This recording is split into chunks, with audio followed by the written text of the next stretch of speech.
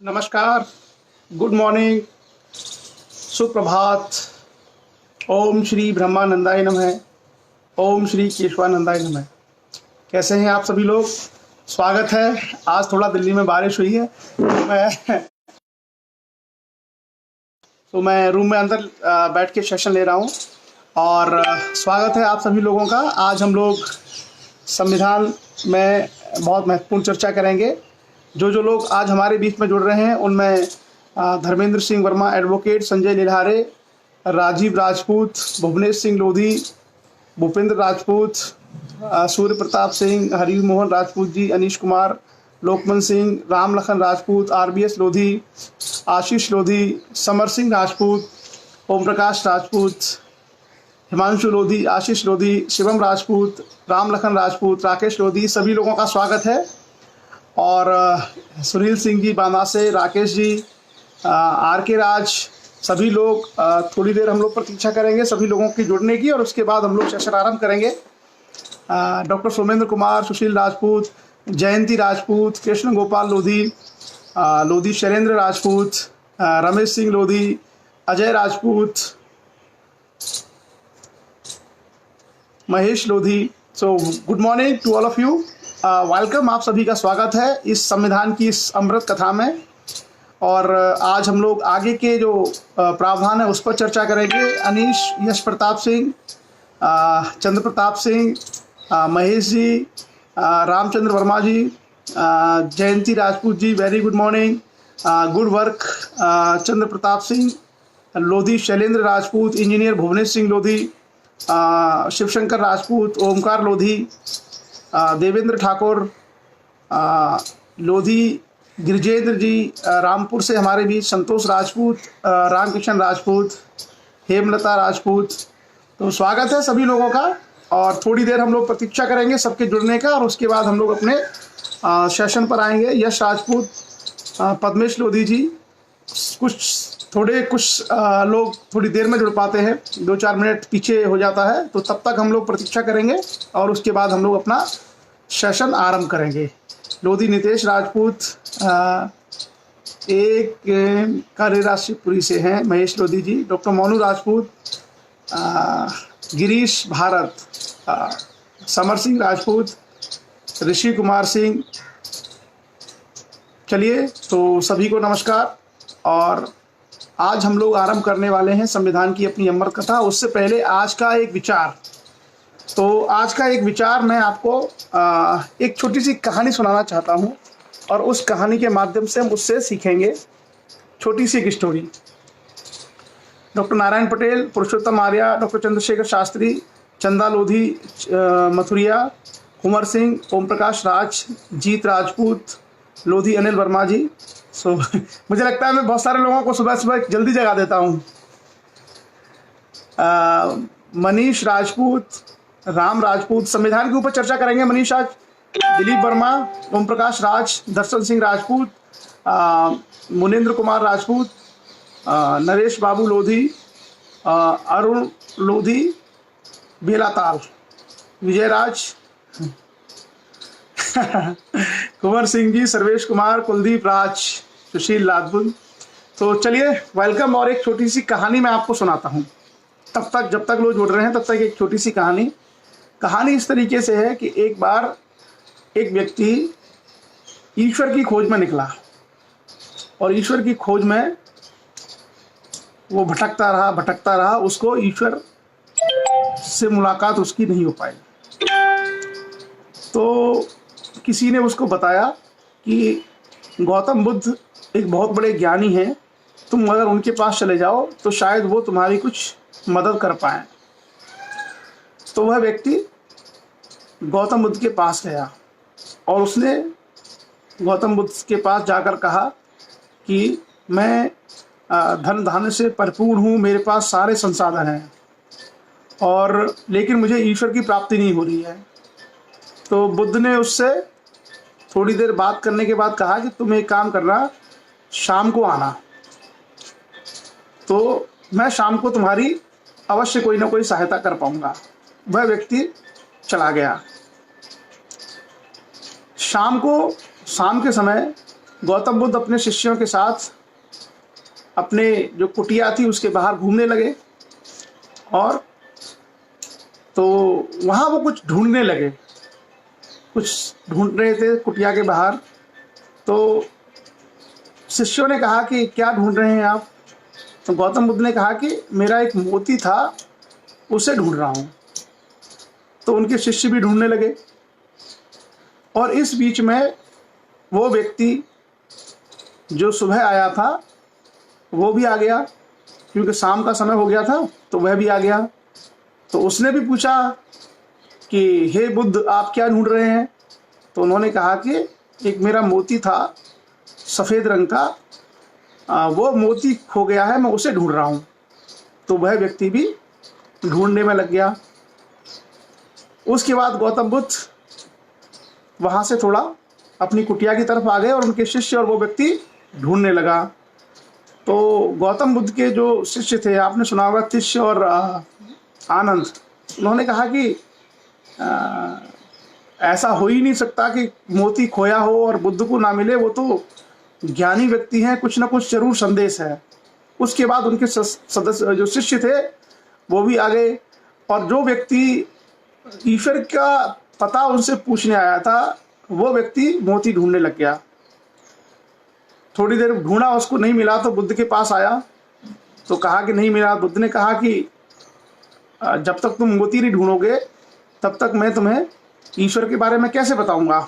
जब तुम उसको मोती को ढूंढ के लाओ फिर मैं तुम्हें ईश्वर के बारे में बताऊंगा। तो फिर वो चला गया, बोला कि इस बार मैं अवश्य ढूंढ के लेके आऊँगा। वो जा करके फिर ढूंढने लगा। ढूंढते ढूंढते ढूंढते ढूंढते काफ़ी समय हो गया।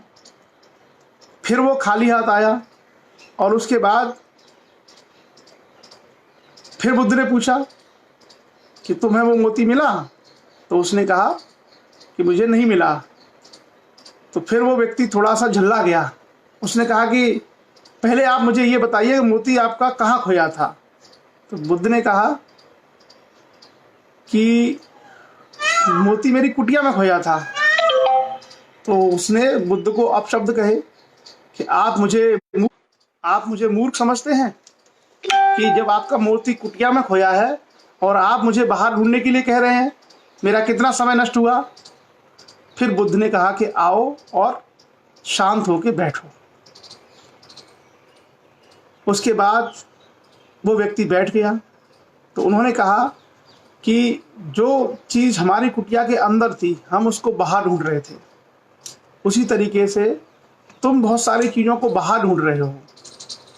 उन्होंने बुद्ध ने उसको बिठाया और उससे कहा कि मुझे एक सवाल का जवाब दो कि तुम्हारे पास सबसे नज़दीक यहाँ कौन है?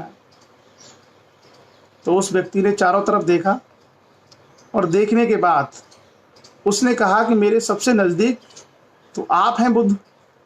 उसने कहा और ध्यान से और आंखें बंद करके देखो कि तुम्हारे और नज़दीक क्या है। तो उसने कहा कि मेरे सबसे नज़दीक मेरे वस्त्र हैं। फिर बुद्ध ने कहा और अंदर झांक कर देखो कि तुम्हारे सबसे नज़दीक क्या है। तो उसने कहा कि मेरे अंदर श्वास है सबसे नज़दीक। फिर बुद्ध ने कहा कि और अंदर झांक के देखो। तो वह व्यक्ति फिर उसके बाद थोड़ा ध्यान करने के बाद बोला कि मेरे अंदर मेरी धड़कन मेरे सबसे नज़दीक है।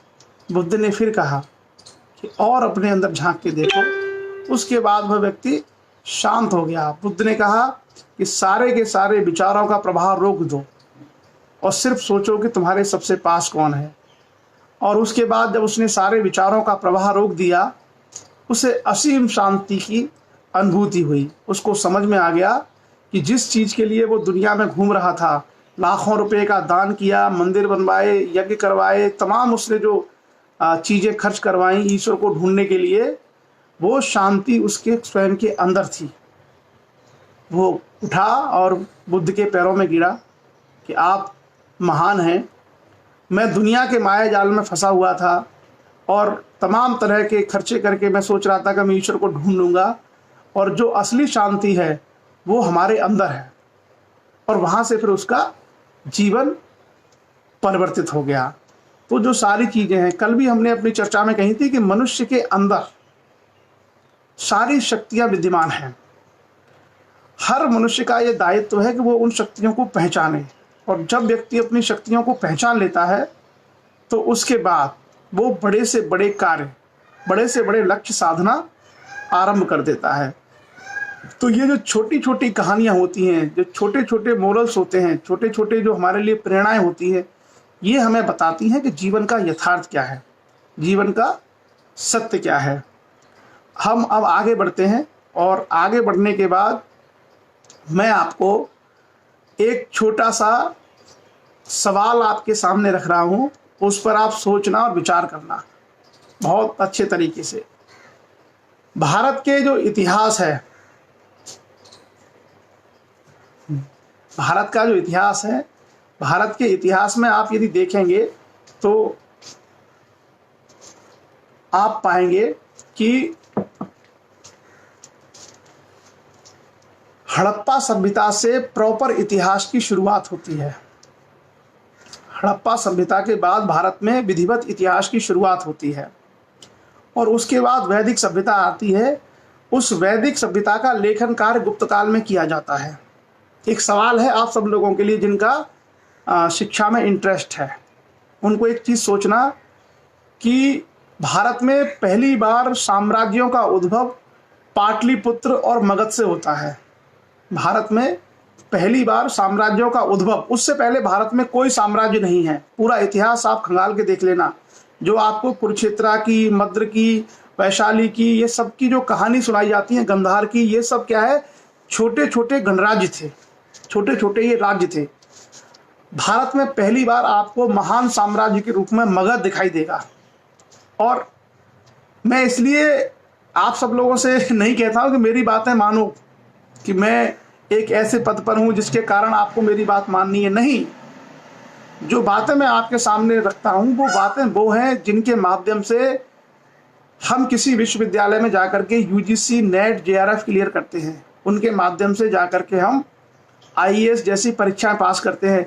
जो मैं आपको बता रहा हूँ, अगर आप ये लिखोगे, अगर आपको ये इतिहास पता है, तो आप आईएएस बन सकते हैं, आप जज बन सकते हैं, आप पीएससी में सेलेक्ट हो सकते हैं, एसडीएम बन सकते हैं। जो मैं आपको बता रहा हूँ, क्योंकि यही पूछा जाता है। और जो काल्पनिक कहानियों का इतिहास जो राजनीतिक लोग फैलाते हैं या जो टीवी मीडिया में आता है, वो कभी नहीं पूछा जाता, और किसी की हिम्मत नहीं है। आप आईएएस के पेपर निकाल के देख लेना, आईएएस के हिस्ट्री के पेपर हैं या जो सामान्य अध्ययन का पेपर जहाँ पे इतिहास के सवाल आते हैं, वहाँ किसी की हिम्मत नहीं है कि काल्पनिक चीज़ों पर सवाल पूछ ले। दुनिया हंसेगी, कोई पूछ नहीं सकता, और ना कभी उसके सवाल आते हैं। ये जो सारा ज्ञान जो चल रहा है, वो ज्ञान केवल पॉलिटिक्स के कारण चलता है, या धर्मांधता के कारण चलता है, या टीवी पर बेवजह की चीज़ें जो है आपके तारे, आप ज्योतिषी और ये सब चलाते हैं। वो सब कुछ है ही नहीं, और ना ही कभी उसके बारे में कोई सवाल कभी पूछे जाते हैं, और ना ही कोई उसको स्वीकार करता है। आप कहीं भी देख लेना, मैं आप सब लोगों के पास इंटरनेट है, आप अपने पुराने आईएएस के पेपर निकाल लो। और मैं जो एक गलती जो कर रहे हैं, जैसे अभी मैं देख रहा था, किसी ने एक चौपाई डाली थी। भैया, जो आप जो चौपाइयाँ डालते हो, जो आप दोहे डालते हो, ये साहित्य है, ये लिटरेचर है, ये साहित्य है। और साहित्य इतिहास नहीं होता है। साहित्य जो है, कुछ चीज़ें उसमें सही हो सकती है, लेकिन वो हिस्ट्री नहीं है, उसका कोई प्रमाण नहीं है। तो और साहित्य को हम लोग इतनी जल्दी क्यों स्वीकार करते हैं, उसकी एक वजह भी मैं आपको बताता हूँ। मगध साम्राज्य के ऊपर हम चर्चा करेंगे, उससे पहले मैं आपको बताता हूँ कि साहित्य को लोग क्यों स्वीकार करते हैं। साहित्य में सरसता होती है, साहित्य में लय होता है, साहित्य में मनोरंजन होता है। आपने देखा होगा कि जो फिल्में आती हैं, फिल्मों के अंदर जो कहानी है, वो कहानी के जो डायलॉग्स हैं, वो आपको सारे याद नहीं होते होंगे, लेकिन जो फिल्मों के गाने हैं, वो गाने आपको याद हो जाते होंगे। होते या नहीं होते? क्यों? क्योंकि साहित्य में आकर्षण है, साहित्य में सरसता है, वो खींचता है, इसलिए जनमानस को ज़्यादा प्रभावित करता है। मैं अगर विशुद्ध रूप से इतिहास की बात करना आरंभ कर दूं, और मैं बस 10,000 या 15,000 लोगों की भीड़ के सामने अगर मैं ये कहूँ कि इतिहास में आदि मानव का विकास इस तरीके से हुआ है, तो आप देखेंगे कि 10,000 की भीड़ में से 500 लोग भी ऐसे नहीं होंगे जो उसको आनंद के साथ सुने, नहीं सुनेंगे। लेकिन वहीं आप यदि किसी फिल्मी कलाकार को बुला लीजिए जो गाने गाता हो, नृत्य करता हो, तो आप देखेंगे कि पूरी की पूरी भीड़ उसका आनंद लेगी, पूरी की पूरी भीड़ उससे मनोरंजन करेगी। क्यों? क्योंकि वो जो साहित्य है वो जनमानस को ज़्यादा आकर्षित करता है, ज़्यादा इफेक्टिव तरीके से अपील करता है। दिक्कत वहीं से होती है कि जो साहित्य मनोरंजन के लिए बनाया गया है, उस साहित्य को हम लोग इतिहास और वास्तविक मानना आरंभ कर देते हैं, और उसी के कारण से बहुत सारी काल्पनिक चीज़ें लोगों के मन मस्तिष्क में स्थापित हो जाती हैं जिनका कोई आधार नहीं है। हमेशा हमें यह समझना चाहिए कि उसका लेखक कौन है और वो साहित्य किस प्रसंग में लिखा गया है, वो साहित्य किस प्रसंग में लिखा गया है। बहुत सारे जो राजाओं का इतिहास आप पढ़ेंगे तो साहित्य में अलग कहानी है, इतिहास में अलग कहानी है। साहित्य में ये लिखा हुआ है कि पृथ्वी लोक के कई राजा जाकर के स्वर्ग में इंद्र से लड़ाई करते थे। पृथ्वी लोक के साहित्य में, इतिहास में नहीं। इतिहास तो इन चीजों को, इतिहास तो इंद्र जैसे लोग थे इनको एक्सेप्ट ही नहीं करता। इंद्र इत्यादि स्वर्ग वगैरह थे, इसको इतिहास मानता ही नहीं है, और भारत नहीं पूरे विश्व में कोई नहीं मानता। लेकिन साहित्य में आप पढ़ेंगे तो आप पाएंगे कि वहां का जो राजा था वो लड़ाई करने के लिए स्वर्ग में इंद्र से गया। कैसे गया होगा, कौन सा रास्ता था, कौन सा वाहन था, ये जो सब चीजें हैं, ये जो साहित्य है ये सम्मोहित करता है। और जो काल्पनिक साहित्य है, जो मनगढ़ंत साहित्य है, वो लोगों के मन मस्तिष्क को डाइवर्ट करता है, उसमें भ्रम पैदा करता है और उसको दूषित करता है। तो हम सब लोगों को साहित्य को पढ़ने के क्रम में यह ध्यान रखना चाहिए कि उसमें कहाँ तक इतिहास है, कहाँ तक वास्तविकता है, यह हमें ध्यान रखना चाहिए। जैसे मैं आपको एक चीज बताऊं, तुलसीदास ने जो रामचरितमानस लिखा है, आप में से बहुत सारे लोग पढ़ते होंगे। तुलसीदास का जो समय है वो भारत में अकबर का समय है, अकबर का शासनकाल था जब उन्होंने रामचरितमानस आदि लिखे हैं। इतिहास जब भी कभी लिखा जाता है तो तत्कालीन राजा का जिक्र होता है। जैसे अगर आज भारत का इतिहास लिखा जाएगा कि सन 2020 में भारत का इतिहास क्या था, तो क्या आप नरेंद्र मोदी जी के बिना भारत का इतिहास लिख सकते हैं? आज 2020 में कोरोना संकट है, क्या कोरोना संकट को हटा करके आप भारत का इतिहास लिख सकते हैं? तो 2020 का इतिहास लिखा जाएगा तो देश की राज्य व्यवस्था, देश के प्रधानमंत्री कौन थे, उस समय राष्ट्रपति कौन थे, कोरोना संकट आया उसके लिए क्या क्या उपाय किए गए, ये सब लिखेंगे हम। रामचरितमानस जो तुलसीदास ने लिखा उसमें कहीं अकबर का, उनके शासनकाल का समाज क्या था, अर्थव्यवस्था क्या थी, उसका जिक्र ही नहीं है, उसके बारे में कोई विवरण नहीं है।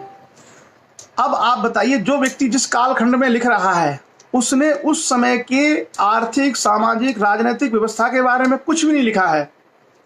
हमको ये कैसे मान लें कि उस समय की व्यवस्था के बारे को छोड़ते हुए आपने जो पुरानी चीजें लिखी हैं वो पुरानी सारी चीजें क्या वास्तविक हो सकती है? सोचने वाली बात है। हम जिस युग में हैं, हम लोग आज बेहतर जानते हैं ना कि आज भारत में क्या राजनीतिक परिस्थिति है। तो हमेशा आप कुछ भी पढ़ें, आपकी देखिए दो चीजें होती हैं, और दो चीजों के बारे में मैं अक्सर लोगों से कहता हूं। दो शब्द होते हैं, एक आस्था और एक विश्वास। दो शब्द होते हैं, एक आस्था और विश्वास। विश्वास कभी भी समस्या नहीं बनेगा, विश्वास कभी भी समस्या नहीं बनेगा। समस्या हमेशा बनती है आस्था से। आस्था का मतलब होता है किसी बात को बिना सोचे विचारे, बिना उसको अनुभव किए सिर्फ पहले मान लो, उसके बाद उस पर बात होगी, पहले स्वीकार कर लेना, उसको हम कहते हैं आस्था। क्या कहते हैं हम उसको? आस्था। विश्वास वो होता है जब हम उसको अनुभव कर लेते हैं और अनुभव के आधार पर जब हम उसे सीखते हैं। तो समाज में समस्याएं हमेशा आस्थाओं से जन्म लेती हैं। इसलिए मैं सब लोगों से कहता हूं कि अंध आस्था, अंध भक्ति, अंध श्रद्धा किसी स्वतंत्र मनुष्य का गुण नहीं है। अगर कोई मनुष्य स्वतंत्र है तो उसके अंदर अंध भक्ति नहीं हो सकती, उसके अंदर अंध आस्था नहीं हो सकती, उसके अंदर अंधश्रद्धा नहीं हो सकती। जो व्यक्ति स्वतंत्र है वो चीज़ों के बारे में विश्वास कर सकता है, तर्क कर सकता है, विचार कर सकता है, उसके बारे में प्रश्न कर सकता है। और मनुष्य की पहचान स्वतंत्रता है। मनुष्य स्वतंत्र पैदा हुआ है और जब वो अपनी स्वतंत्रता को खो देगा तो निश्चित रूप से वो गुलामी और परतंत्रता की ओर जाएगा।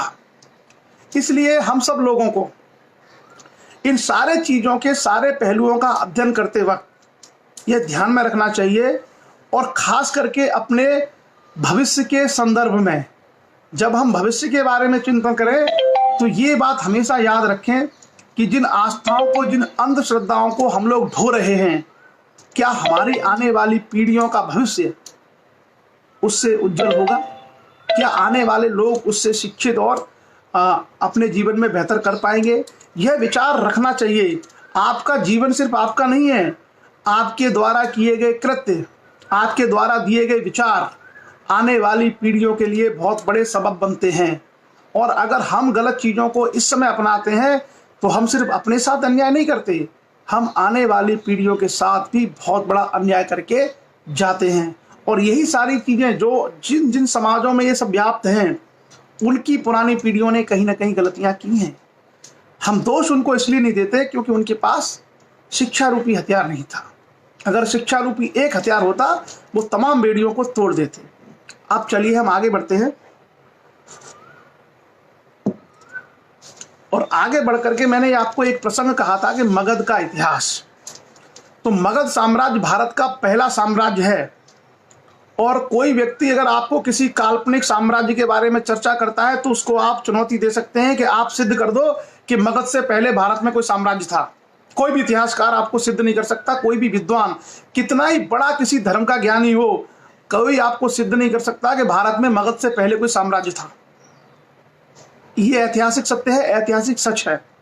और मगध साम्राज्य की स्थापना 550 ईस्वी पूर्व 550 BC में हर्यक वंश के राजाओं ने की थी। वो गौतम बुद्ध के समकालीन थे। अब आप एक चीज विचार करिए, सोचिए कि भारत में जो पहला साम्राज्य था मगध साम्राज्य, हर्यक वंश के राजा बुद्ध धर्म को मानते थे। उसके बाद अगर हम आगे चल करके आए, जो चाणक्य की बात होती है कि चाणक्य ने जो है चंद्रगुप्त को बनाया था।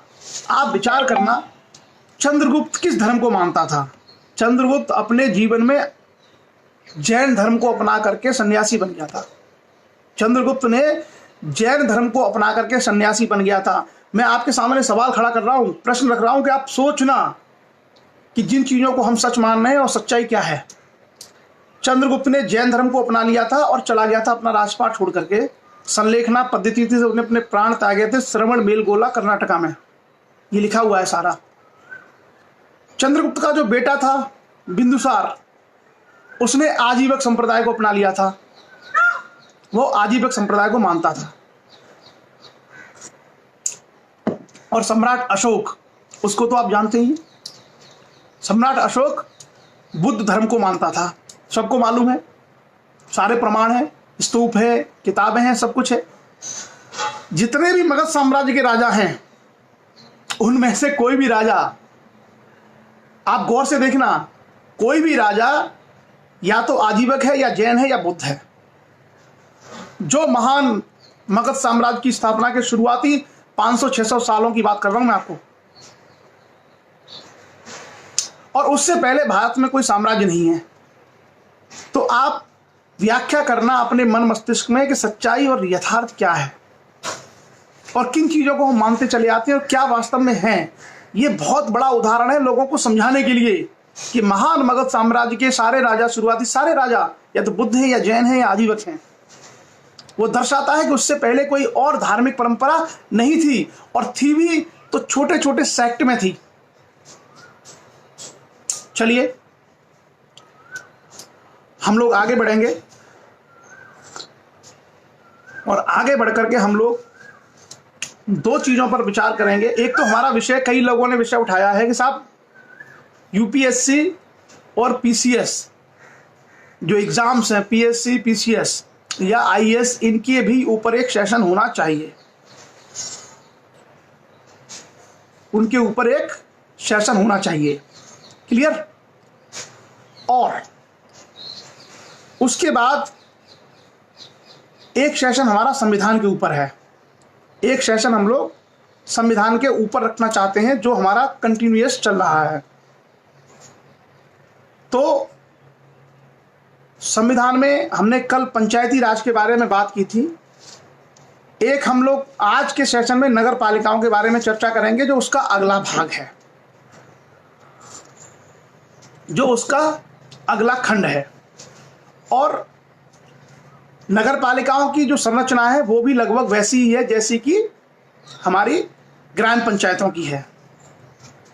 तो वही सेम आर्टिकल 243 है, संविधान का अनुच्छेद 243, और उस 243 अनुच्छेद में आगे जो नगर पालिकाएं हैं, यानी नगर पालिकाओं में भी निचले स्तर पर जो लोकतांत्रिक व्यवस्था संविधान में दी गई है उसकी हम लोग चर्चा करेंगे।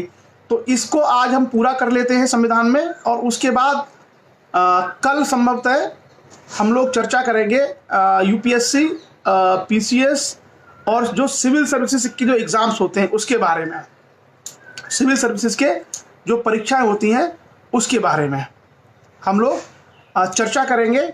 और तो आज हम लोग, क्योंकि एक हमारा पूरा क्रम पूरा हो जाएगा और उसको हम लोग कंप्लीट कर ले आज नगर पालिकाएं के बारे में, कि जैसे ग्राम पंचायतों के प्रावधान है उसी तरीके से शहरों में, नगरों में, नगर पंचायत में, नगर पालिका और नगर निगम में संवैधानिक व्यवस्था है।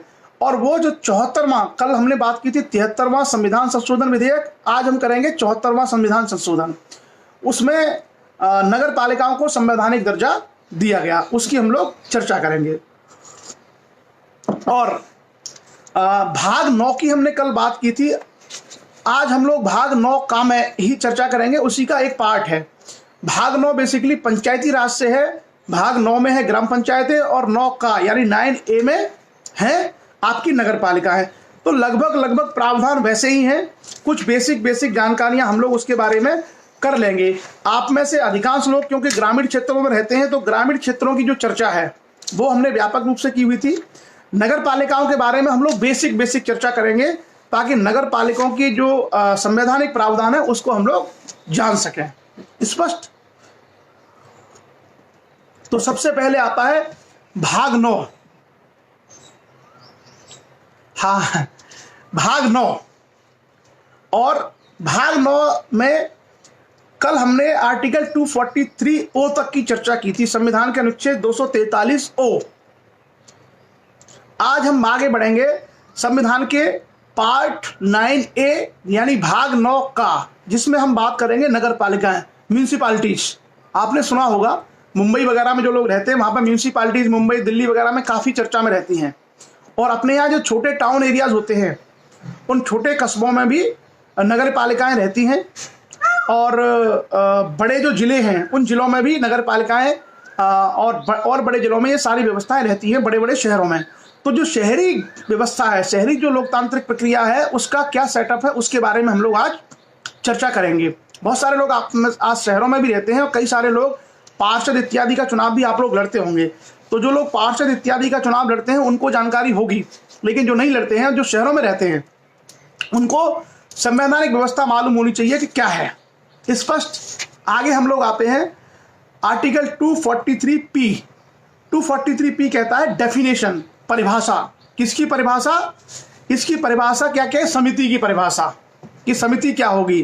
तो समिति की परिभाषा है आर्टिकल 243S। आगे आएगा, उसमें जो लिखा हुआ है समिति के बारे में उसी को हम लोग समिति कहेंगे। उसके बाद आगे परिभाषा आती है जिला। तो जिला की परिभाषा कल ऑलरेडी हम लोग देख चुके थे। जिले का मतलब उससे है जो कोई राज्य में जिला जिसको कहा जाता है, वो भी हम लोग कल चर्चा कर चुके थे।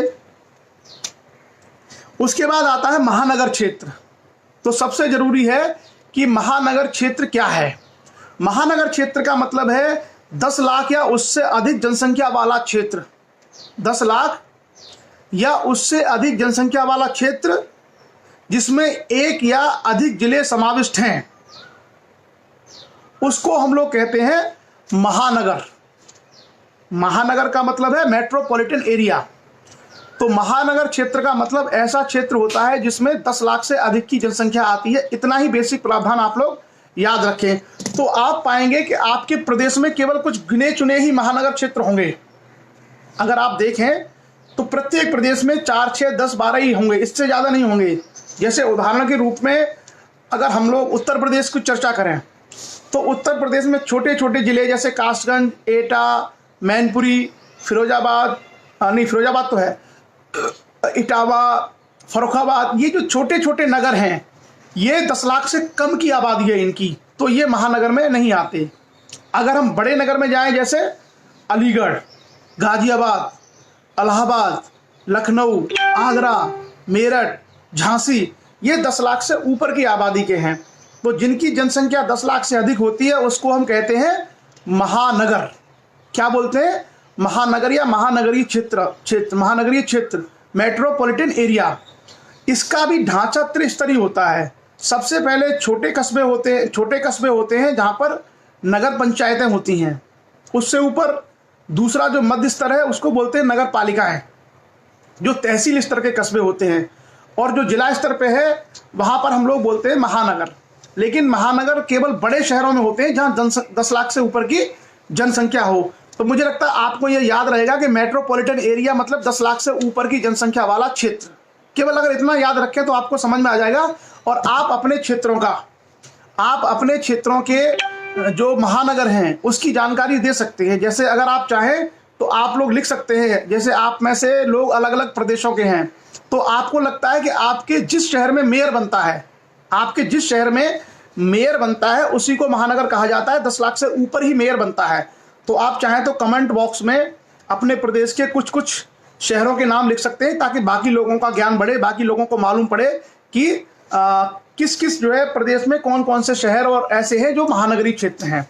ये है हमारा आर्टिकल 243 का सी, 243 का। उसके बाद आएंगे 243D। आप आर्टिकल पर मत जाइए, आप जो हम कॉन्सेप्ट की चर्चा कर रहे हैं उसको समझिए। अगला आता है नगर पालिका क्षेत्र। तो नगर पालिका क्षेत्र का मतलब होता है राज्यपाल के द्वारा नोटिफाइड एरिया। राज्यपाल ने ऐसा एरिया जो म्यूनिसिपैलिटी के लिए नोटिफाई कर दिया है उसको कहते हैं नगर पालिका क्षेत्र। नगर पालिका क्षेत्र नगरीय क्षेत्रों में होता है और ग्राम पंचायत वाला ग्रामीण क्षेत्र में होता है। ये इसका अंतर है। आगे हम बढ़ेंगे। नगर पालिका से आशय क्या है? नगर पालिका का आशय यह है कि स्वायत्त संस्था, शासन के लिए गठित संस्था। क्लियर? उसके बाद आता है पंचायत। वो जो हम 243 में ऑलरेडी चर्चा कर चुके हैं पंचायतों के बारे में। तो आपको नगर पंचायतें भी मिलेंगी, नगर पंचायतें भी आपको इसमें मिलेंगी। जैसे ग्राम पंचायतें होती हैं वैसे ही नगर पंचायतें होती हैं। और जो शहरी जो प्रशासन है उसकी शुरुआत नगर पंचायतों से ही होती है। क्लियर? उसके बाद आता है जनसंख्या, कि किस जनसंख्या को हम आधार बनाएंगे। तो इसमें जनसंख्या का मतलब है कि जो जस्ट पहले वाली जो जनगणना हुई है, उस जनगणना में जो जनसंख्या के आंकड़े हैं उसको हम आधार बना करके उसे जनसंख्या बोलते हैं। क्लियर? अब अगला जो है वो है आर्टिकल 243Q। जैसे सूर्य प्रताप ने कहा कि नगर पंचायत है तिरवा, नगर पंचायत, ऐसे ही आपका जो कन्नौज होगा वो नगर पालिका होगा और जो आपका कानपुर होगा वो नगर निगम या महानगर होगा, महानगरीय क्षेत्र होगा। क्लियर? 3 उदाहरणों से आप समझ सकते हैं। स्पष्ट? अब आता है कि नगर पालिकाओं का गठन कैसे होता है, क्या इनकी प्रक्रिया है। तो इसके लिए क्या क्या उपबंध है वो हम लोग देखेंगे। किसी संक्रमणशील क्षेत्र के लिए अर्थात ग्रामीण क्षेत्र से नगरीय क्षेत्र में संक्रमण क्षेत्र के लिए कोई नगर पंचायत का गठन होगा।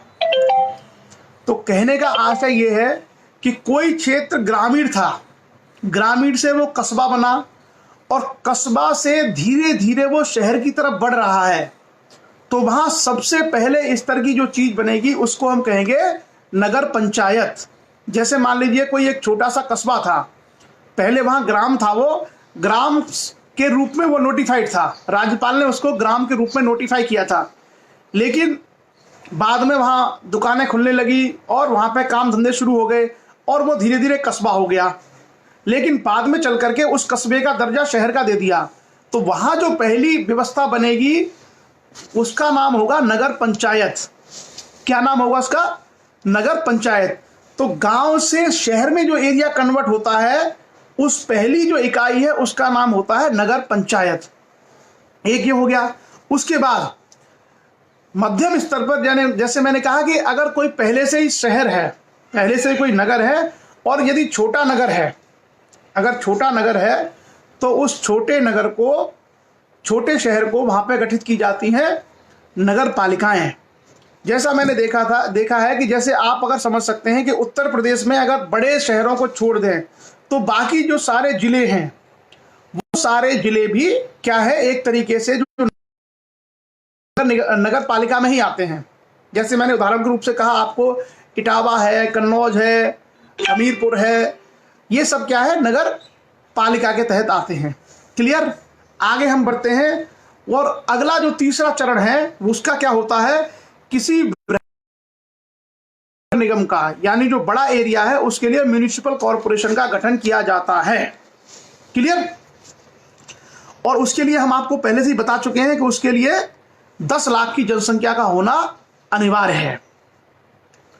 उसके बाद हम आगे बढ़ते हैं कि ये नगर पालिका 3 तरह की गठित हो गई। पहले नगर पंचायत, फिर उसके बाद नगर पालिका, और फिर नगर निगम या महानगरीय पालिका। उसके बाद आता है कि नगर पालिकाओं की संरचना क्या होगी, उनकी स्ट्रक्चर क्या होगा, कंपोजिशन क्या होगा। तो जो उसके सदस्य हैं, ये आर्टिकल 243R है। जो मेंबर्स हैं नगर पालिकाओं के, नगर पंचायतों के, जैसे हमारे यहाँ उसको बोलते हैं पार्षद, आपने सुना होगा पार्षद या सभासद। तो इनका चुनाव प्रत्यक्ष रूप से जनता के द्वारा वोटिंग के तहत होता है। उसका किससे होता है? सीधा सीधा उसका इलेक्शन जनता के द्वारा प्रत्यक्ष रूप से होता है। क्लियर? अब इसके संबंध में वही प्रावधान लागू होंगे जो ग्राम पंचायतों के बारे में होते हैं कि जो विधानमंडल है, राज्य का जो विधानमंडल है, वो राज्य का विधानमंडल उसके बारे में विधि बनाएगा, उसके बारे में प्रावधान कर सकेगा, और उन प्रावधानों के माध्यम से उसका पूरा का पूरा चुनाव इत्यादि चीजें होंगी। अधिकांश आप लोग जानते ही हैं कि क्या तरीका है उसका तरीका वही है, प्रत्यक्ष निर्वाचन के द्वारा 18 साल से ऊपर के लोग उसमें वोट डालते हैं, और जो लोग नगरीय क्षेत्रों में रहते हैं वो सब इन चीजों के बारे में जानकारी रखते होंगे। उसके अलावा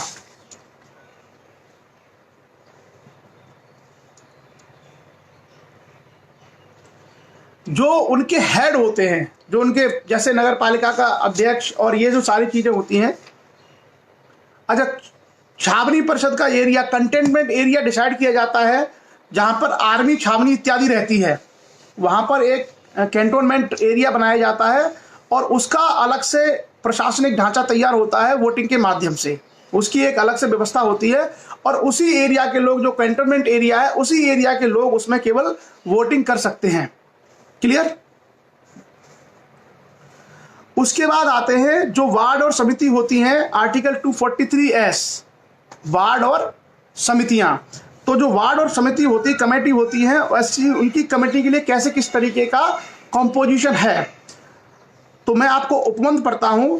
ऐसी नगर पालिका जिनकी जनसंख्या 3 लाख या उससे अधिक है, ऐसी नगर पालिका जिनकी जनसंख्या 3 लाख या उससे अधिक है, प्रादेशिक क्षेत्र के भीतर वार्ड या समितियों का गठन किया जाएगा। यानी कोई नगर पालिका अगर 3 लाख से ऊपर की है तो उसके अंदर वार्ड और समितियां बनेगी। पहले वार्ड होगा और वार्ड के अंदर समितियां बनेगी।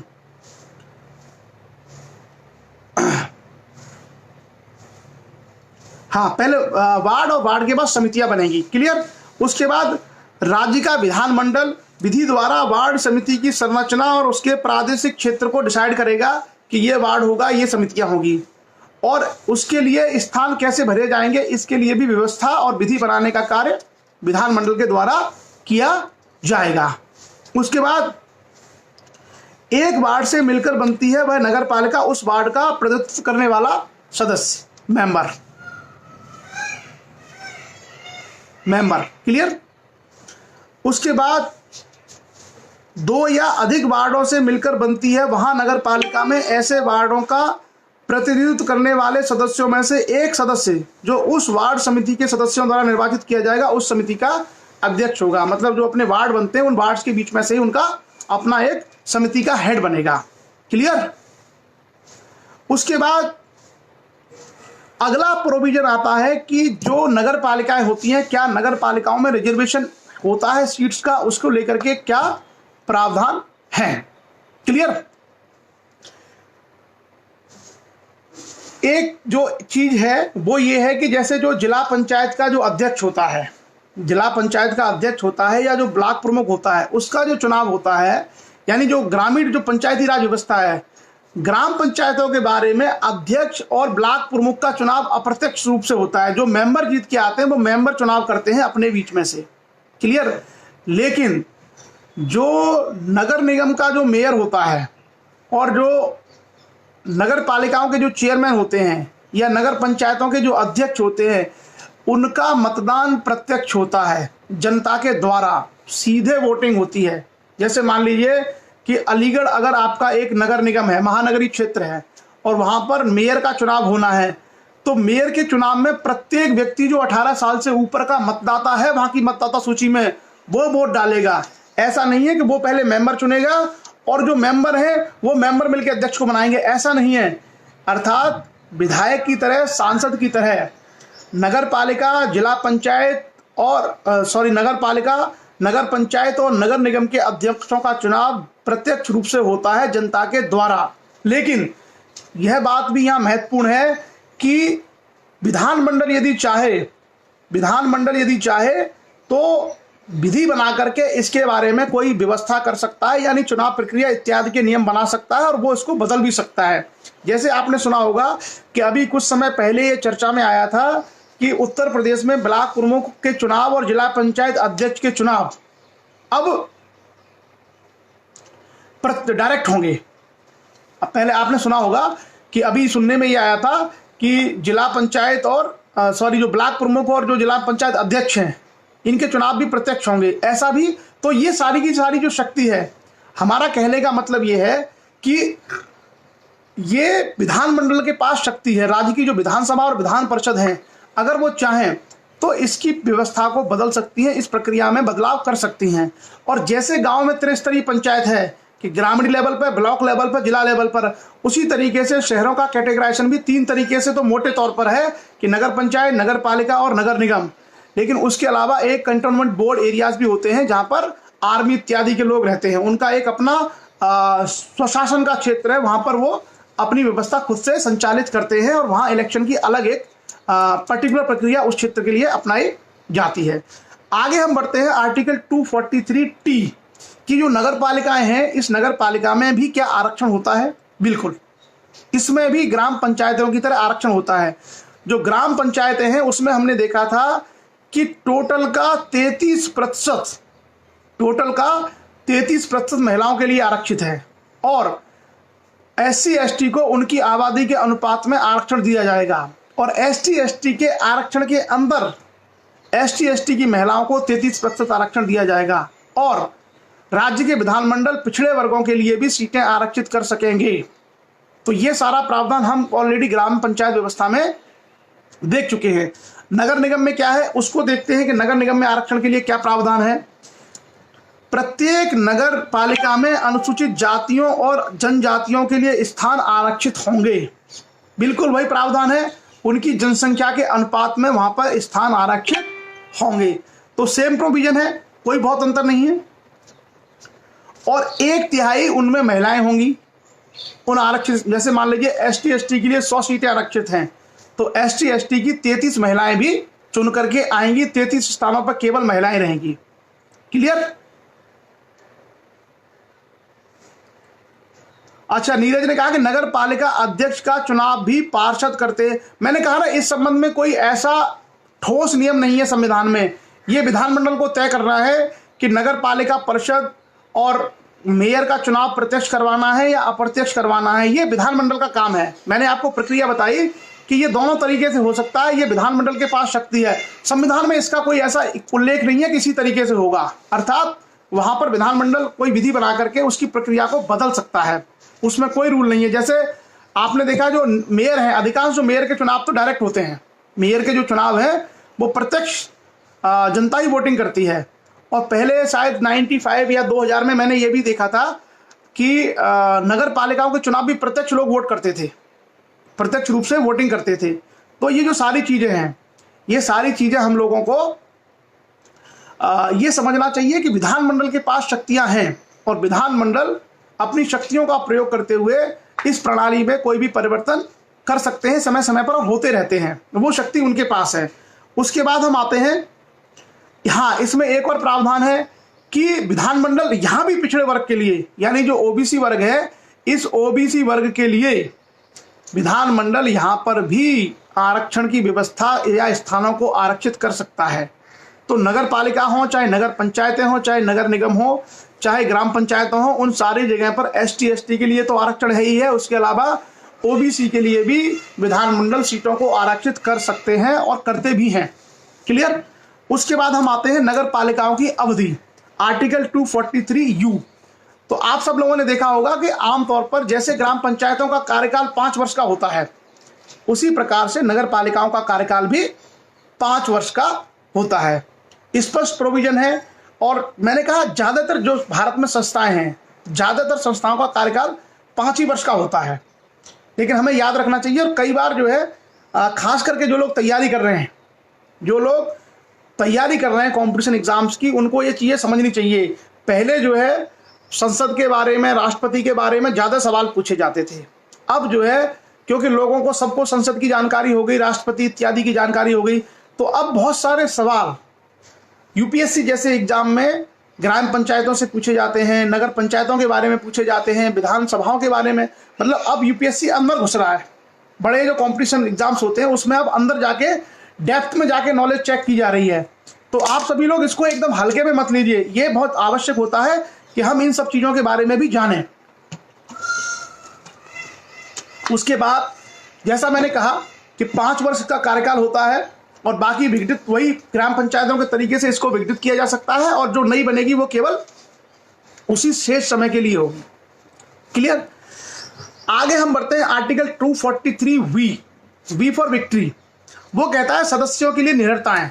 तो ऐसी कौन सी कंडीशन होंगी जिसमें कोई भी मेंबर्स डिस्क्वालीफाई हो जाएंगे? जो नगर पालिकाओं के लिए लड़ना चाहते हैं, नगर पालिकाओं में जाकर के चुनाव लड़ना चाहते हैं, नगर पंचायतों में कौन सी ऐसी कंडीशन होगी जिसमें वो डिस्क्वालीफाई हो जाएंगे? तो क्या क्या है? अगर किसी विधि द्वारा विधानमंडल के चुनावों में अगर उसको डिस्क्वालीफाई कर दिया है, मान लीजिए विधायक का चुनाव था और विधायक के समय किसी व्यक्ति को की वोटिंग राइट को डिस्क्वालीफाई कर दिया है, तो वह व्यक्ति यहां पर नहीं चुना जा सकता। क्लियर। दूसरा, संसद विधानमंडल चाहे तो कोई और विधि बना करके भी इन लोगों को डिस्क्वालीफाई कर सकती है। तो वो विधानमंडल की शक्ति है। एक तो ये है कि विधायक लड़ने के लिए कोई व्यक्ति अयोग्य करार दे दिया, उसको मान लीजिए एमएलए का चुनाव लड़ना था और एमएलए के चुनाव के दौरान उसको डिस्क्वालीफाई कर दिया, तो वो व्यक्ति फिर नगर पालिकाओं का चुनाव भी नहीं लड़ सकता, वहां भी उसकी वो रहेगी डिस्क्वालिफिकेशन। और अगर विधानमंडल चाहे तो विधि बना करके भी उसको डिस्क्वालीफाई कर सकता है। उसके बाद हम आते हैं आगे आर्टिकल 243W कहता है नगर पालिकाओं आदि की शक्तियां, प्राधिकार और उत्तरदायित्व। पंचायतों में हमने ये देखा था कि पंचायतों को वो शक्तियां, अधिकार और कार्य मिलेंगे जो विधानमंडल उनको देगा। बिल्कुल सेम प्रावधान है आर्टिकल 243W में। वो ये कहता है कि विधानमंडल नगर पालिका क्षेत्रों के लिए जो शक्तियां, जो प्राधिकार, जो कार्य देगा, वो कार्य उनको करने होंगे।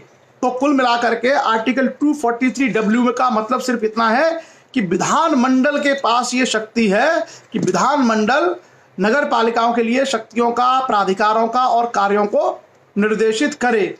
हमेशा आप याद रखना कि जो विधानमंडल है उसका मतलब है विधानसभा और राज्यपाल, और जिन राज्यों में विधान परिषद है वो विधान परिषद को शामिल करके ही विधानमंडल कहलाता है। यानी विधानसभा, विधान परिषद और राज्यपाल, इन तीनों को मिलाकर के विधानमंडल कहा जाता है। विधानमंडल का बड़ा भाई है संसद, पार्लियामेंट, और पार्लियामेंट किसे कहा जाता है? राज्यसभा, लोकसभा और राष्ट्रपति, तीनों को मिला के संसद कहा जाता है, तीनों को मिला के पार्लियामेंट कहा जाता है। तो पार्लियामेंट भारत में संघ के बारे में अपने नियम कानून बनाती है। उसी प्रकार से जो विधानमंडल है अर्थात विधानसभा, विधान परिषद और राज्यपाल, ये भारत में ये प्रदेशों के संबंध में विधि बनाने का, विनियम बनाने का कार्य करते हैं। तो नगर पालिकाओं को जो शक्तियां दी जाती हैं, ग्राम पंचायतों को जो शक्तियां दी जाती है, वो सारी की सारी शक्तियां विधानमंडल के द्वारा उनको दी जाती हैं। क्लियर। उसके बाद आता है आर्टिकल 243 एक्स। 243 एक्स कहता है कि नगर पालिकाओं द्वारा कर लगाने की शक्ति।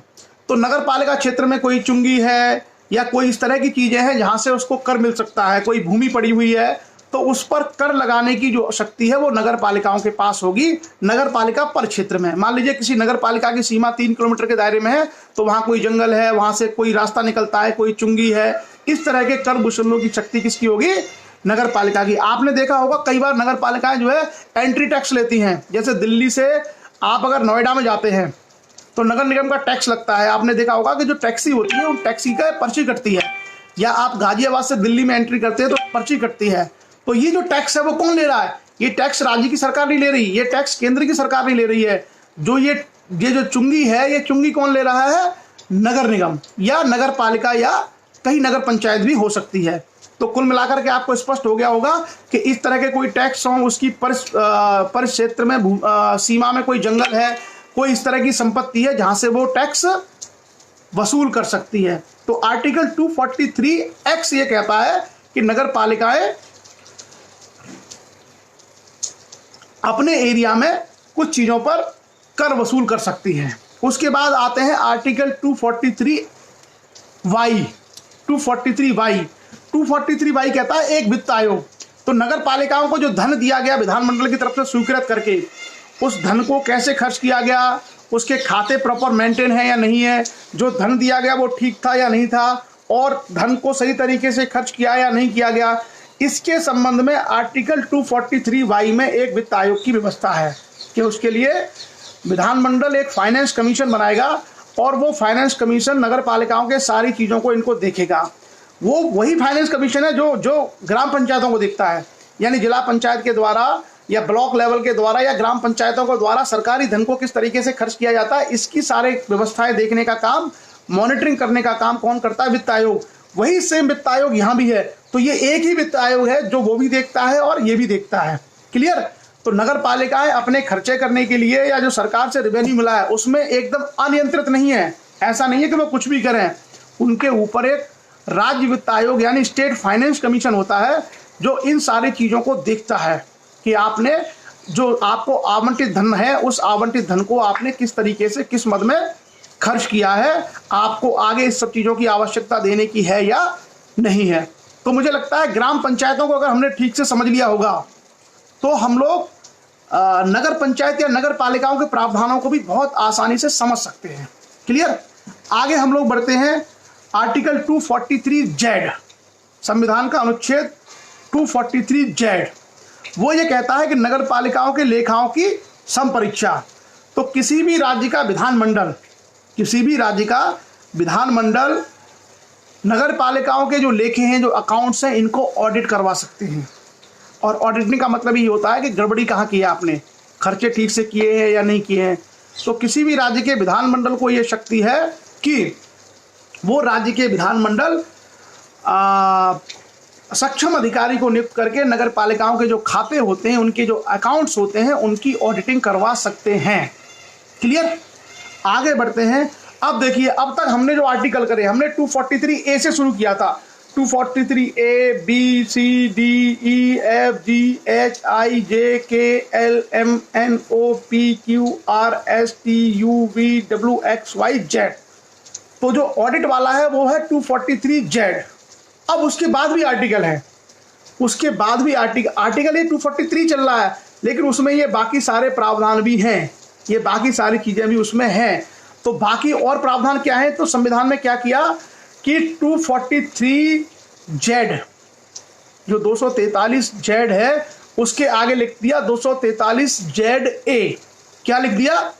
243 जेड तक खत्म हो गया, फिर ये लगा दिया तो फिर शुरू हो जाएगा 243 Z A, 243 Z B, 243 Z C, 243 Z D, ये क्रम फिर शुरू हो जाएगा। और जैसा मैंने कहा, संविधान जब बना था तो आर्टिकल 243 में कोई प्रोविजन नहीं था क्योंकि 1992 में 73वां संविधान संशोधन किया गया, तब जाके 243 आया, 73वां ग्राम पंचायतों के लिए और 74वां नगर पालिकाओं के लिए। तो 1992 में 73वां और 74वां संविधान संशोधन किया गया और उस संविधान संशोधन में जो प्रावधान किए गए वो यहाँ पर डाले हैं।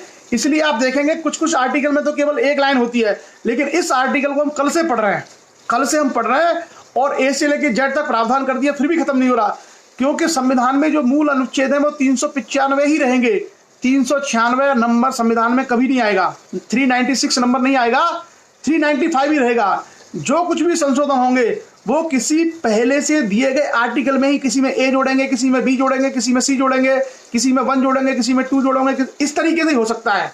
संविधान में जैसे आज की डेट में लगभग 465 के आसपास अनुच्छेद हैं, तो 465 नंबर नहीं है, नंबर 395 ही है, लेकिन जो उसमें जोड़े गए हैं, मान लीजिए संविधान में संशोधन कर दिया आर्टिकल 21 में राइट टू लाइफ, जीवन का अधिकार, जीवन के अधिकार में जोड़ दिया कि शिक्षा का अधिकार भी जीवन का अधिकार है, तो संविधान के अनुच्छेद 21 में ही कर दिया उसको 21A, अलग से 396 नहीं बनाया संविधान में, वो 395 ही रहेंगे। हमें लगा कि 21 वाले में ये ऐड हो सकता है, तो संविधान के अनुच्छेद 21 में ऐड कर दिया 21A यानी 21 का। तो जो 243 में इतने सारे हो रखे हैं वो आप देखें कि इतना बड़ा अमेंडमेंट था, क्योंकि पंचायती राज व्यवस्थाओं को संवैधानिक दर्जा देना था, तो इसलिए उसमें इतने सारे प्रोविजनों को वही कैटेगराइज करके A B C से Z और फिर Z के बाद ZA ZB ZC फिर शुरू कर दिया। तो अब हम आते हैं आगे, 243ZA क्या है? तो 243ZA है नगर पालिकाओं के लिए निर्वाचन। तो नगर पालिकाओं के लिए जो निर्वाचन होगा उसको देखने की का जो सारी जिम्मेदारी होगी वो निर्वाचन आयोग, जो राज्य निर्वाचन आयोग है, स्टेट इलेक्शन कमीशन, ये सारे कार्य देखेगा। और इसके संबंध में कोई भी नियम और विधि बनानी होगी तो वो शक्ति फिर से राज्य के विधानमंडल के पास होगी। उसके बाद हम आते हैं आर्टिकल 243ZB। आर्टिकल 243ZB वो क्या कहता है? संघ राज्य क्षेत्रों को लागू होना, यानी application to the union territories. तो अभी जो हमने बात कही है वो हमने कहा है कि जो प्रदेशों में जो नगर हैं, जो शहर हैं, जैसे मान लीजिए मध्य प्रदेश के शहर ले लें, ग्वालियर है, शिवपुरी है, मुरैना है, भोपाल है, जबलपुर है, दतिया है, रीवा है, खंडवा है, नीमच है, दमोह है, सागर है, पन्ना है, ये जो सारे शहर हैं, इन सारे शहरों में नगर पालिका व्यवस्थाएं हैं किसी भी राज्य में। आर्टिकल 243ZB ये कहता है कि ये जो नगर पालिका है इनका विस्तार संघ शासित क्षेत्रों में भी होगा। तो जैसे मान लीजिए यूनियन टेरिटरी है दिल्ली, तो दिल्ली के अंदर भी, क्योंकि दिल्ली एक नगर है, तो उस नगर में भी नगर पालिका की व्यवस्था होगी।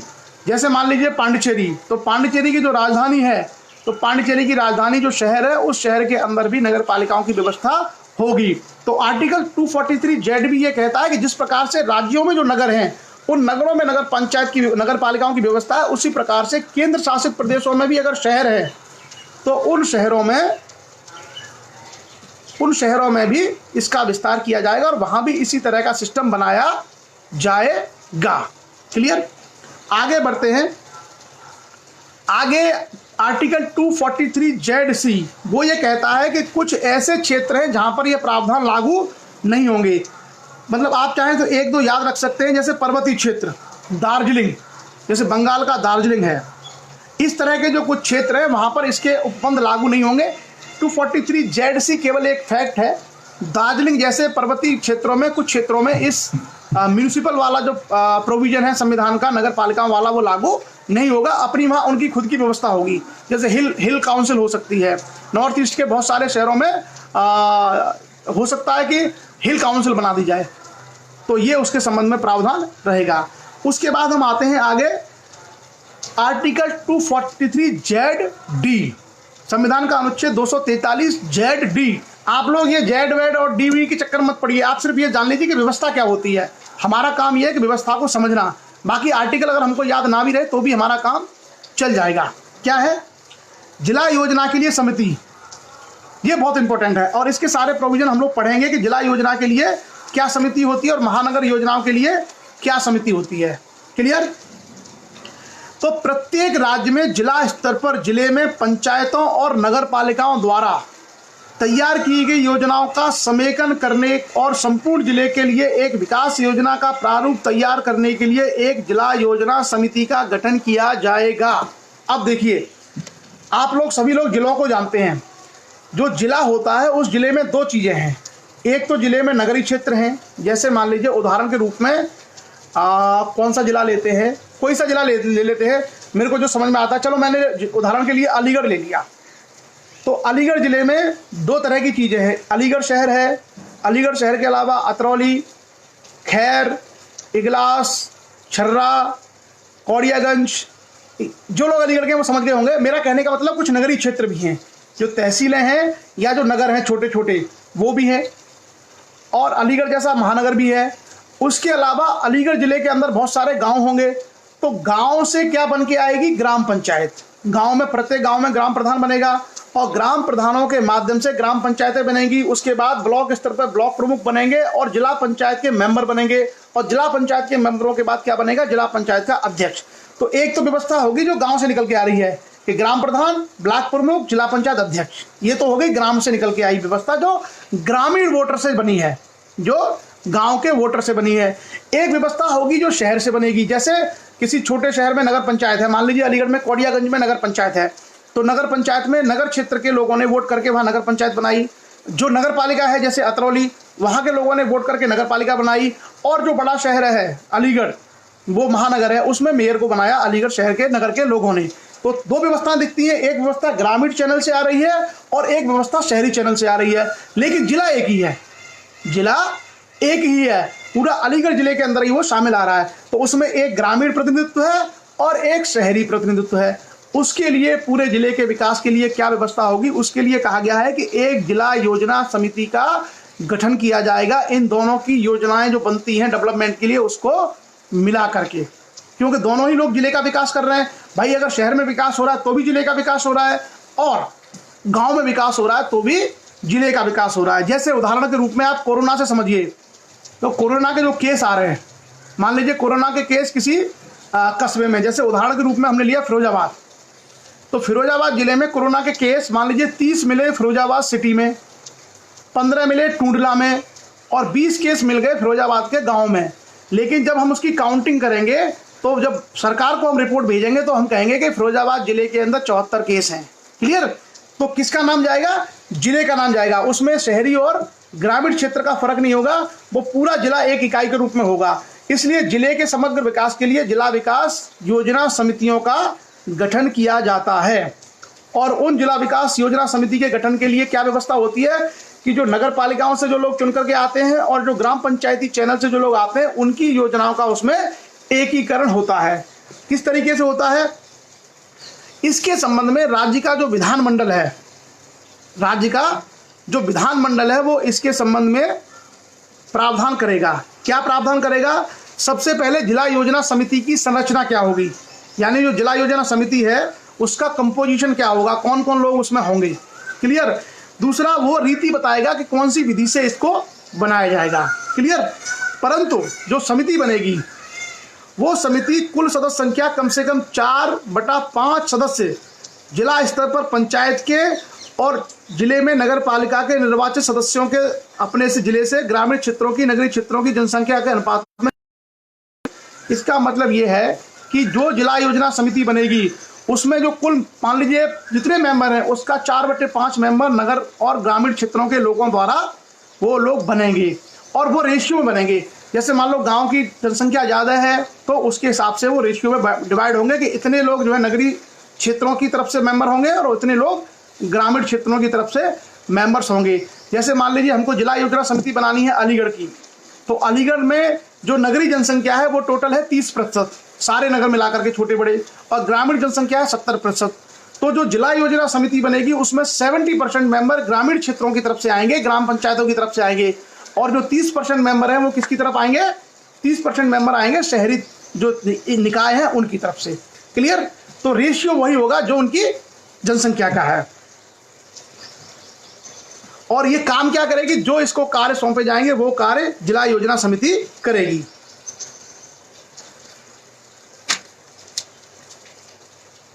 उसके अलावा जो जिला योजना समिति का अध्यक्ष है उसको राज्य सरकार के द्वारा, वही विधानमंडल के उपबंधों के द्वारा वो अपने समिति के मेंबर से, उस मेंबर्स में से वो जिला योजना समिति का अध्यक्ष बनेगा। तो आमतौर पे आपको पता है कि डेमोक्रेसी का क्या सिस्टम है, जिसको ज़्यादा मत मिलेंगे वो उसका अध्यक्ष बनेगा। उसके अलावा इसमें एक और प्रावधान है कि महानगर योजना समिति, तो ये तो पूरे जिले की योजना समिति हो गई। एक महानगर योजना समिति भी होती है, आर्टिकल 243ZE। महानगर योजना समिति में केवल जो महानगर में जो लोग हैं, जो उनमें चुन के आए हैं, उनकी समिति बनेगी, और ये भी उसकी क्या विधि होगी, क्या तरीका होगा, ये प्रावधान भी विधानमंडल करेगा।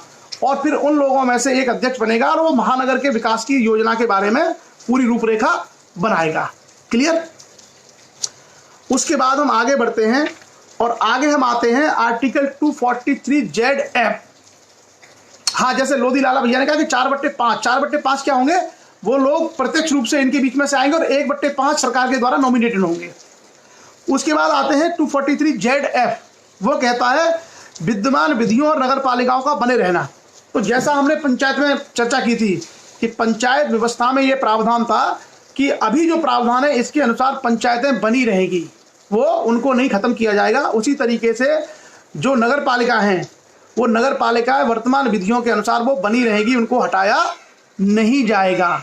क्लियर? सिंपल से प्रावधान है। कुछ कुछ प्रावधान सेम है, डिक्टो है, मतलब जो ग्राम पंचायत के बारे में है वही नगर पंचायत या नगर पालिकाओं के बारे में भी वही प्रावधान है।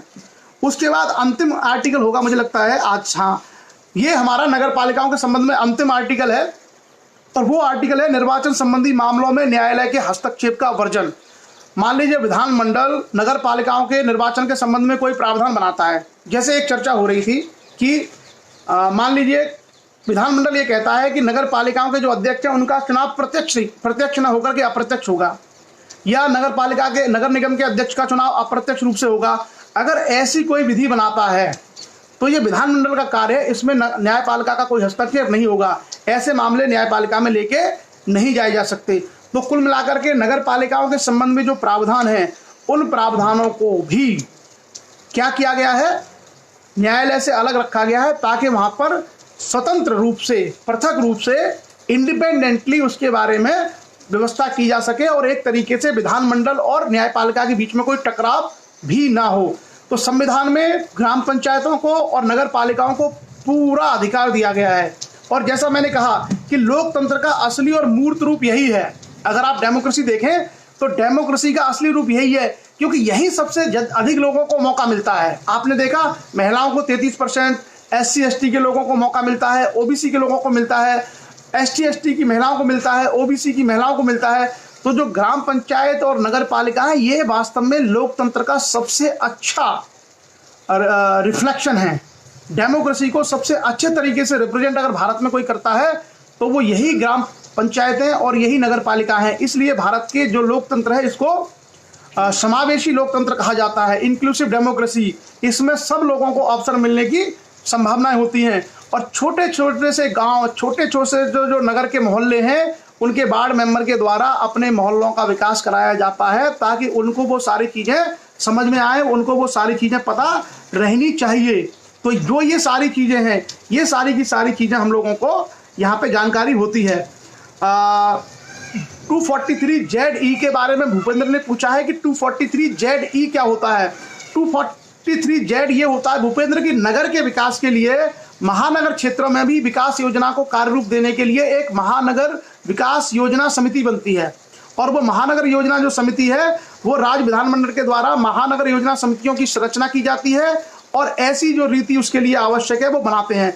उसमें जो मेंबर बनते हैं महानगर योजना समिति में, वो मेंबर केवल और केवल महानगरों में चुन करके आए पार्षद इत्यादि लोगों के बीच में से बनते हैं। उसको ये नहीं है ग्रामीण क्षेत्रों का उसमें कोई रोल नहीं होता। जो जिला योजना समिति होती है उसमें जिले के चाहे ग्राम पंचायतों की तरफ से लोग आए, चाहे नगर पालिकाओं की तरफ से, दोनों होंगे, क्योंकि जिले में सब शामिल हैं। लेकिन महानगर योजना समिति में केवल और केवल महानगरों की तरफ से जो लोग चुन करके आए हैं वो होते हैं। ग्रामीण क्षेत्र या ग्राम पंचायतों की उसमें कोई भूमिका नहीं होती। तो मुझे लगता है, क्योंकि कल हम लोगों ने ग्राम पंचायतों के बारे में चर्चा बहुत विस्तार से की थी, एक एक प्रावधान को हमने स्पष्ट रूप से देखा था, तो मुझे लगता है कि नगर पालिकाओं के संबंध में भी आप लोगों को बेसिक आइडिया, बेसिक जानकारी लग गई होगी। बस एक जो समस्या है आपके सामने, वो मेरे सामने भी है कि साहब 243 ए क्या है, बी क्या है, सी क्या है, एफ क्या है, क्यू क्या है, आर क्या है, ये तो हमको याद ही नहीं होता। जेड क्या है, फिर जेड ए क्या है, जेड बी क्या है, जेड सी क्या है, ये हमको याद नहीं होता। कोई ज़रूरत नहीं है, आपको एक एक आर्टिकल रटने की कोई ज़रूरत नहीं है। हमको ये कॉन्सेप्ट मालूम होना चाहिए कि इसके अंदर क्या है, इसके अंदर है क्या, ये पूरी जानकारी हमको होनी चाहिए कि इस जैसे महानगर योजना समिति क्या होती है, जिला योजना समिति क्या होती है, महानगर पालिकाओं का, नगर पालिकाओं का कार्यकाल कितना होता है, वो कहाँ पे टैक्सेशन या कर लगा सकती हैं, उनके कार्य कौन कौन से हैं, उनके चुनाव कैसे होते हैं, ये बेसिक जानकारी हम लोगों को होनी चाहिए। और कई बार ये सवाल अक्सर पूछे जाते हैं और बड़े कॉम्पिटिशन एग्जाम्स में अब जो छोटी छोटी चीज़ें हैं वो भी पूछे जाने लगी हैं, जिनको आप तौर पर संविधान में लोग नहीं पढ़ते थे। तो आप, मुझे उम्मीद है कि आपको ये विषय भी समझ में आया होगा और इसके जो अंदर के प्रावधान हैं वो अंदर के प्रावधान भी आपको समझ में आए होंगे, ऐसा मैंने प्रयास किया है। बाकी थोड़ा बहुत आप पढ़ सकते हैं और यदि आप पढ़ेंगे तो चीज़ें बहुत और ज़्यादा स्पष्ट होंगी। और अब अगर कोई आपका सवाल है, कोई क्वेश्चन है, तो आप प्लीज़ कमेंट में डाल दीजिए। और हाँ, एक ही मेंबर जिला और महानगर दोनों योजना समिति का हो सकता है, शिवशंकर राजपूत ने कहा है। बिल्कुल हो सकता है। अगर मान लीजिए कोई व्यक्ति जिला योजना समिति में महानगर ने अपनी तरफ से दे दिया और फिर महानगर योजना समिति बनी, उसमें भी वो आ गया, तो वो उसका मेंबर दोनों का हो सकता है। कविता की तरफ बढ़ते हैं। आज कोई भी सवाल है, पहले आप सवाल कर लीजिए, फिर हम लोग कविता की तरफ आएंगे। कोई क्वेश्चन अगर आपका कहीं से भी रहता है। Narayan Yadav, good morning Narayan. नारायण, समझ में आया कुछ? सर, राज्यपाल द्वारा सभासद चुने जाने का प्रावधान, वो नॉमिनेशन है 1/5 का, वो 1/5 को वो चुन देते हैं। आजकल आपने देखा होगा कि कई सारे जगहों पर अलग अलग जो है सभासदों को राज्यपाल के द्वारा नॉमिनेट किया गया है। नगर समिति का अध्यक्ष, नगर समिति में जो लोग हैं वो अपने में से चुनते हैं, अपने में से वो एक व्यक्ति को चुनते हैं कि ये हमारा नगर समिति का अध्यक्ष होगा। नगर पंचायत के लिए जनसंख्या,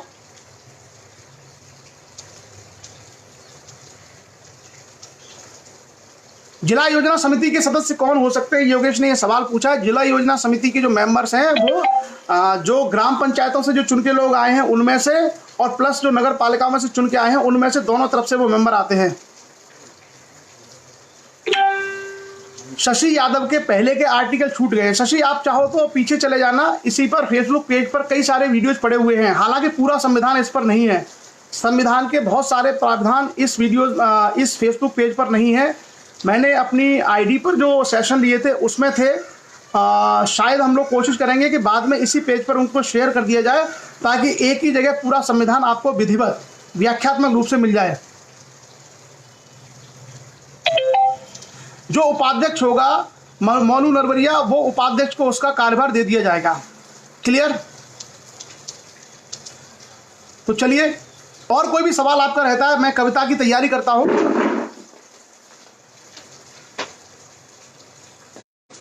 रख सकते हैं, कोई भी क्वेश्चन है आपका। 243 ZD जो है पूछा है, वो है जिला योजना के लिए समिति। तो मैंने कहा ना, जिला योजना के जो समिति हमने चर्चा की है कि नगर पालिकाओं से लोग जो आते हैं बन करके, और जो ग्रामीण जो ग्राम पंचायत है उससे बन के आते हैं, उसको मिला करके बनेगी। और इसके समिति बनाने का, विधि बनाने का जो सारा कार्य है वो विधानमंडलों का है, और विधानमंडल के माध्यम से जो मेंबर बन के आएंगे जिला योजना समिति में, वही अपने में से एक अध्यक्ष और उपाध्यक्ष चुनेंगे। क्लियर? और कोई भी क्वेश्चन अगर आपका रहता है तो आप पूछ सकते हैं। क्लियर? तो चलिए, नगर पंचायतें और नगर पालिकाओं के बारे में हम लोगों ने और ग्राम पंचायतों के बारे में पूरा डिटेल में हम लोगों ने परिचर्चा की। और मुझे उम्मीद है कि आप सब लोगों को ये संविधान के प्रावधान धीरे धीरे स्पष्ट हो रहे होंगे। लेकिन ऐसा नहीं है कि सारे आपको एक बार में याद हो जाएंगे,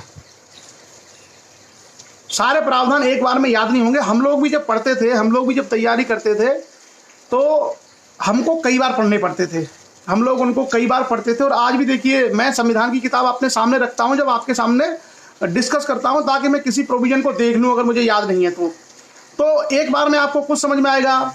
उसके बाद हम दोबारा धीरे धीरे जब इसको 2-3 बार पढ़ेंगे तो समझ में आना शुरू हो जाएगा, वो समझ में आना आपको लगेगा।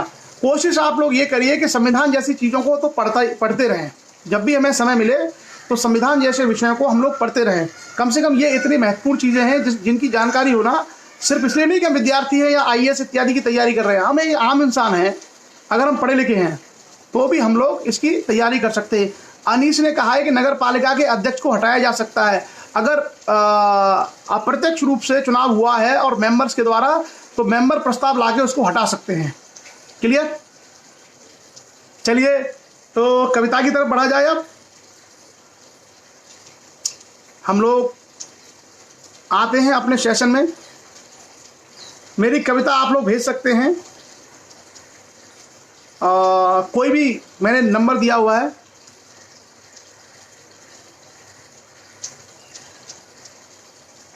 बिल्कुल, ये जानिए। और खास करके देखो, 2-3 लोगों को मैंने कहा है ना, जिन लोगों का पॉलिटिक्स में इंटरेस्ट है, जिन लोगों का राजनीति में इंटरेस्ट है, उनको जरूर जानना चाहिए संविधान। क्योंकि खाली जो है नारे लगाने से, भाषण देने से आप राजनेता नहीं बनते हैं। राजनेता बनने के लिए राजनीति का पवित्र ग्रंथ संविधान पता होना चाहिए, व्यवस्था के बारे में। तो जिन युवाओं को इन चीज़ों में इंटरेस्ट होता है उनको कम से कम जानना चाहिए। आप लोग, आपने देखा कई बार जो है भड़काने वाले नारे जिंदाबाद करके चले आते हो, उससे आप नेता नहीं बनते हो। उससे हो सकता है आप कोई छोटा मोटा चुनाव जीत जाओ, लेकिन गंभीरता नहीं होगी, आपके व्यक्तित्व में गहराई नहीं आ पाएगी। तो उसके लिए ज़रूरी है कि हम लोग इन सब चीज़ों को जानें, पढ़ें और समझें। अब अगर कोई आपका सवाल अगर रह भी गया होगा तो प्लीज़ आप लोग कॉन्स्टिट्यूशन के जानकारी के एक नांग का होना चाहिए। बिल्कुल। सो अब हम लोग अंतिम तरफ आते हैं और सेशन जो है कविता की तरफ आगे बढ़ेगा। अच्छा, कोई सवाल अगर आपका रह भी गया है तो आप अपना सवाल डाल दीजिए कमेंट में, मैं उसका आंसर कमेंट में ही लिख दूंगा। ठीक है? ओके, ज़्यादातर लोगों का ये सुझाव आया है कि UPSC और PSC PCS पर सेशन हो। तो चलिए, आप सभी लोगों की सहमति से कल सुबह का हमारा सेशन IAS PCS की तैयारी के ऊपर हम लोग रखेंगे कि उसकी तैयारी कैसे होती है, उसके लिए किताबें कौन सी पढ़नी होती हैं, उसके लिए क्वालिफिकेशन क्या होती है और उसके लिए हम लोग क्या रणनीति अपनाएं। तो कल जो है पूरा का पूरा सेशन हम लोग सिविल सर्विसेज एग्जाम्स पर रखेंगे, जिसमें IAS PCS PSC ये सारी चीज़ों को कवर करेंगे। क्लियर? तो कल हम लोग आप सब लोगों की इच्छा अनुसार UPSC की तैयारी पर करेंगे। और कल के सेशन में मैं आप लोगों से ये भी निवेदन करूंगा कि कल के सेशन को आप लोग अपने बच्चों को ज़रूर दिखाइए, क्योंकि वो बच्चों को हो सकता है मोटिवेट करे, हो सकता है बच्चों में IAS जैसी बड़ी परीक्षाओं के प्रति ललक पैदा हो, जिज्ञासा पैदा हो। तो आप लोग कल का सेशन बच्चों के साथ देखिए और बच्चे भी IAS जैसी बड़ी परीक्षाओं की एक एक बारीकी से परिचित होंगे।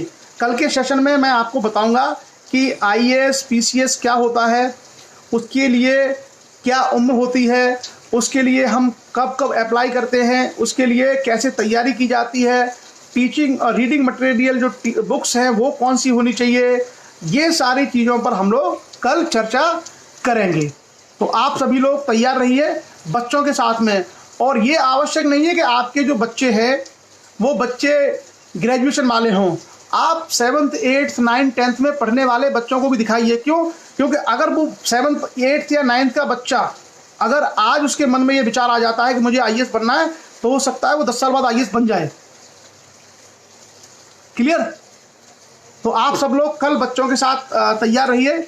मैं पूरी तैयारी के साथ एक एक बिंदु पर चर्चा करूंगा, एक एक बिंदु का स्पष्टीकरण, एक एक बिंदु का PCS जे भी हम शामिल करेंगे। एडवोकेट उमेश राजपूत ने कहा है, तो हम IAS PCS PCS जे ये सब हम लोग कल शामिल करेंगे। और कल आप लोग कॉपी और पेन लेके बैठिए, कॉपी और पेन लेके बैठिए ताकि आप चीज़ों को नोट करते जाएं। कुछ किताबों के नाम मैं बताऊंगा, कुछ परीक्षा प्रणाली के बारे में मैं आपको चर्चाएं करूंगा, तो आप वो सारी चीज़ें लिखते भी चले जाइए। समय वही रहेगा, मॉर्निंग 7:30, मॉर्निंग में 7:30 से लेकर के 9 बजे तक का सेशन हम लोग कल रखेंगे। और हम उसमें IAS PCS और PCS जे इन सब पर पूरी जानकारी करेंगे। ठीक है? तो चलिए अब हम लोग आते हैं कविता की तरफ। और आज की 2 कविताएं हमारे पास आई हैं, 2 कविताएं हैं। माता पिता का दुलार, पेरेंट्स के ऊपर एक कविता है, उसको हम लोग कहेंगे। और उसके बाद परमवीर सिंह लोधी राजपूत हैं, गांव नारायणपुर, डाकखाना दानपुर डिवाई, उनकी ये कविता है। तो पहले हम कविता पढ़ते हैं। ये कविता है हमारे पास, आई थिंक सूरज ने भेजी है। कविता है माता पिता का दुलार। मैं नाम नहीं नोट कर पाया जिसकी भी ये कविता है। अवनीश राजपूत का यह कहना है कि संविधान के लिए कौन सी अच्छी किताब है। संविधान के लिए एक तो आप बेरक ले सकते हैं, दूसरा आप डी बसु, ब्रज किशोर या सुभाष कश्यप, ये 3 अच्छे लेखक हैं, इनका संविधान ले सकते हैं। भारतीय संविधान हिंदी और इंग्लिश दोनों में आता है। तीसरा आप ले सकते हैं लक्ष्मीकांत की किताब आती है भारतीय राज्य व्यवस्था। भारतीय राज्य व्यवस्था, आप वो भारतीय राज्य व्यवस्था की पुस्तक से भी पूरा संविधान पढ़ सकते हैं। क्लियर। तो सूरज राजपूत ने हमें सूरज यानी सूर्य प्रताप सिंह आपकी चर्चा में शामिल हैं। उन्होंने कविता भेजी है माता पिता का दुलार। माता पिता का दुलार एक छोटी सी कविता है और बहुत युवा हैं, विद्यार्थी हैं, सूरज अभी पढ़ते हैं, और उन्होंने ये लिखा है। आप लोग उस कविता को सुनिए। बहुत अच्छे शब्दों में इन्होंने लिखा है माता पिता का दुलार। क्या लिखा है? नदियाँ देखी पर्वत देखा, देखा है संसार। नदियाँ देखी पर्वत देखे, देखा है संसार। कहीं नहीं है जग में दूजा माता पिता सा दुलार। नदियाँ देखी पर्वत देखे, देखा है संसार। कहीं नहीं है जग में दूजा माता पिता सा दुलार। वे ही है नौका हमारी, वे ही है पतवार। वे ही है नौका हमारी, वे ही है पतवार। उनकी कृपा का नहीं है कोई भी पार। उनकी कृपा का नहीं है कोई भी पार। तारनहार बनी हमारे, तारनहार वही हमारे, वही है पालनहार। तारनहार वही हमारे, वही है पालनहार। उनके प्रेम से ही सींच कर मनुष्य लेता है आकार। उनके प्रेम से ही सींच कर मनुष्य लेता है आकार। बाल मन को गढ़ते हैं, बाल मन को गढ़ते हैं, जैसे कुंभ गढ़े कुम्हार। जैसे कुंभ मतलब घड़ा, जैसे कुंभ गढ़े कुम्हार। अपने सपने छोड़ दिए, अपने सपने छोड़ दिए, पर मेरे सपने करे साकार। हृदय में उमड़ती उनके वात्सल्य की धार। उस धार के आगे है तुच्छ वीर और तलवार। वे ही मेरे भगवान, वे ही मेरे भगवान। नदियाँ देखी पर्वत देखे, देखे हैं संसार। कहीं नहीं है जग में देखो माता पिता सा दुलार। बहुत बहुत धन्यवाद सूरज, ऑल द बेस्ट। सूरज एक विद्यार्थी हैं अभी भी, और इतनी कम उम्र में इतने सुंदर शब्दों में इतनी अच्छी कविता उन्होंने भेजी है। उम्मीद है कि इस तरह जो हमारे युवा हैं वो काव्य लेखन और तमाम रचनात्मक चीज़ों में भी आगे आएंगे। और अगली जो कविता है, अगली कविता हम आपके बीच में लेके आ रहे हैं। 21 साल बाद किसी ने कविता लिखी है। वो पहले कविताएं लिखते थे और उन्होंने हमारा लाइव सेशन देखने के बाद उनको प्रेरणा प्राप्त हुई है। तो उनका एक मैसेज आया है कि सर 21 साल बाद मैंने ये कविता लिखी है। उससे पहले उन्होंने कविताएं लिखना बंद कर दिया था। इनका नाम है परमवीर सिंह लोधी, गांव नारायणपुर, पोस्ट दानपुर, तहसील डिवाई, जिला बुलंदशहर। इन्होंने एक कविता लिखी है और कविता का उन्होंने नाम का शीर्षक दिया है चलो शिक्षा की ओर। कविता का शीर्षक है चलो शिक्षा की ओर, और बहुत सुंदर पंक्तियां इन्होंने लिखी हैं। अच्छी बात यह है कि सेशन को जो है देख करके उनके मन में कविता लिखने की परंपरा जागी है। तो कविता है चलो शिक्षा की ओर, और परमवीर सिंह लोधी, डिवाई बुलंदशहर, उत्तर प्रदेश से। क्या लिखा है? कलम पकड़कर चले हम, कलम पकड़कर चले चले हम। बहुत सुंदर कविता है, इसको भी आप लोग सुनिएगा। कलम पकड़कर चले चले हम, कदम उठाकर निकल चले हम। भुवनेश लोधी हैं, उनके पड़ोसी हैं ये, डिवाई बुलंदशहर से। उनकी कविता है कलम पकड़कर, कलम मतलब पेन। कलम पकड़कर चले चले हम, कदम उठाकर निकल चले हम। घर के द्वारे से स्कूल चले हम, कर लक्ष्य को निर्धारित स्कूल चले हम। कलम पकड़कर चले चले हम, कदम उठाकर चले चले हम। घर के द्वारे से स्कूल चले हम, कर लक्ष्य को निर्धारित स्कूल चले हम। कलम पकड़कर चले चले हम, चले चले हम, चले चले हम। आगे स्कूल चले, स्कूल चले, चले चले। लक्ष्य हमारा एकलव्य हो, कर निर्धारित चले चलें। आस पास को कर प्रेरित, चले चले हम, चले चलें। स्कूल चलें, स्कूल चलें, हम चले चलें स्कूल सभी। दादा दादी माता पिता की चरण वंदना कर निकल चलें। हम स्कूल चलें, स्कूल चलें, चले चलें हम, चले चलें।